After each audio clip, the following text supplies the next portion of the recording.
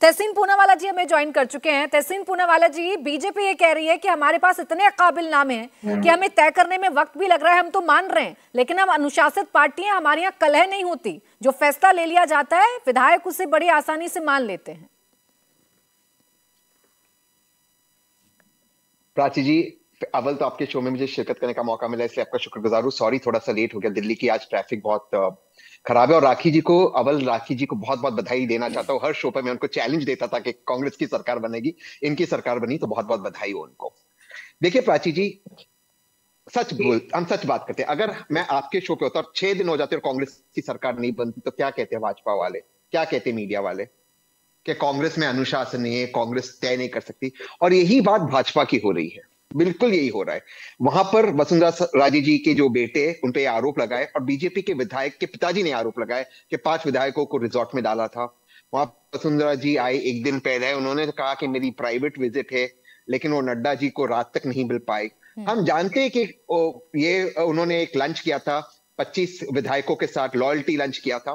तो यही बात भाजपा में हो रही है, पहली बार नहीं हो रही है। अगर ये कहते कि उनकी पार्टी में बहुत अनुशासन है तो फिर 150 विधायक, मैं इंडिया टीवी की रिपोर्ट पढ़ रहा हूं, वो माननीय योगी आदित्यनाथ जी के खिलाफ हड़ताल पे बैठे थे असेंबली के अंदर उत्तर प्रदेश में। तो भाजपा में भी ये प्रॉब्लम है। हाँ, मैं बिल्कुल मानता हूं कि क्योंकि इनकी केंद्र की का नेतृत्व इस वक्त सरकार में, केंद्र की सरकार में इनके पास ईडी और सीबीआई और ईडी की ताकत है, तो ये थोड़ा कम होता है। बट बहरहाल इस वक्त राजस्थान में भी वही हालत है जिसका वो एक्यूजेशन कांग्रेस पे डालते हैं। ठीक है तहसीन जी, देखिए आपका ये सवाल बिल्कुल वाजिब है और तब से मैं राखी राठौर जी से यही सवाल पूछ रही हूँ कि ऑल इज वेल है या नहीं है, लेकिन ईडी सीबीआई का आपने जिक्र कर दिया तो अब जिक्र फिर कांग्रेस के सांसद का भी हो जाएगा। उस बहस में मैं जाना नहीं चाह रही थी, वो तो सबके सामने है ना कि कितना कैश है। नहीं, मैं वो प्रश्न कह रहा ना, मैं कह रहा था जब कांग्रेस की सरकार केंद्र में थी, कांग्रेस भी इस तरह से अपने मुख्यमंत्री को जब चाहे चेंज कर सकती थी।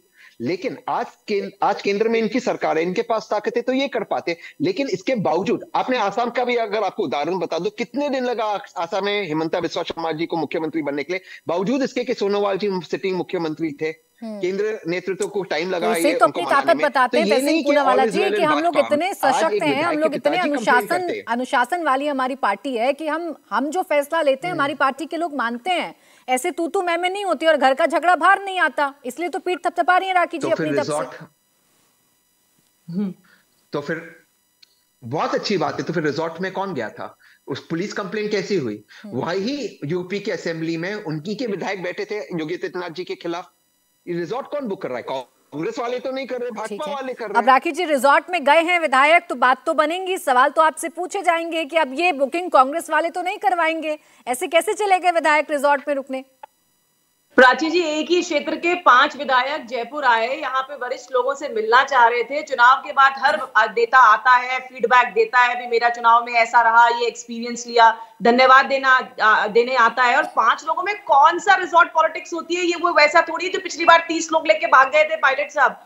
115 विधायकों में अगर 5 एक ही क्षेत्र के लोग आकर के रुकते हैं एक पर्पस के तहत कि हम जयपुर जाकर के लोगों से मिलेंगे, जो वरिष्ठ हमारे यहाँ के प्रभारी रहे, हमारे यहाँ के अध्यक्ष हैं, उनसे मिलेंगे, तो इसमें प्रॉब्लम क्या है? 5 लोगों में कौन सी बाड़ाबंदी होती है तहसीन जी? ये मुझे मालूम नहीं है। ऐसा कोई भी जो दर्शक है वो भी सुनेंगे तो देखेंगे इस बात को कि 5 लोगों में कौन सी बाड़ाबंदी हो जाती है। वसुंधरा जी ने साफ साफ ये कहा है कि मैं अनुशासित कार्यकर्ता हूं, और दिल्ली जाने का पर्पस देखिए नड्डा जी के सामने, वो एक नेशनल वाइस प्रेसिडेंट है हमारी पार्टी की, वो पूरे क्षेत्र का, हर रीजन का फीडबैक, कैसे चुनाव रहा, किस तरह का हमको वहां से आउटपुट जो आया वो सही था या उसमें और इंप्रूवमेंट की जरूरत है, आगे लोकसभा चुनाव भी आ रहा है तो ये फीडबैक भी बहुत इंपॉर्टेंट है कि विधानसभा चुनाव में हमारा परफॉर्मेंस अलग अलग रीजन्स में क्या रहा। तो ये बातचीत एक वरिष्ठ नेताओं के बीच में नॉर्मल बातचीत, यही तो आपकी पार्टी की खूबसूरती है कि कोई नेता खुलकर नहीं बोलता, सब अनुशासन में ही रहते हैं, लेकिन अंदर अंदर क्या चल रहा होता है ये सबके सामने आ जाता है। अब इतना वक्त लग रहा है तो यूं ही तो नहीं लग रहा होगा ना।